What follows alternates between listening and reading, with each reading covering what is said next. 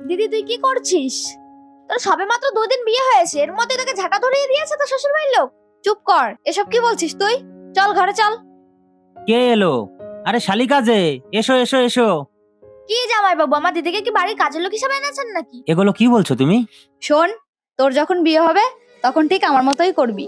একটা মেয়ে বিয়ের পরে তার শ্বশুর বাড়ি আসার পরে সংসারে ভালো মন্দ তাকে দেখতে হয়।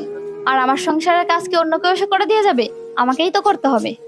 আর বোন, একটা মেয়ের বিয়ে হয়ে যাওয়ার পরে তার বাপের বাড়ির লোকজনের তার সংসার নিয়ে মাথা ঘামানোটা উচিত নয়। একটা মেয়ের তার বাপের বাড়িটা যতটা ইম্পর্টেন্ট, তার থেকে বেশি ইম্পর্টেন্ট তার শ্বশুর বাড়ি।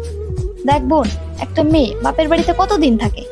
20 বছরই থাকে, আর বাকিটা জীবন শ্বশুর বাড়িতেই কাটাতে হয়।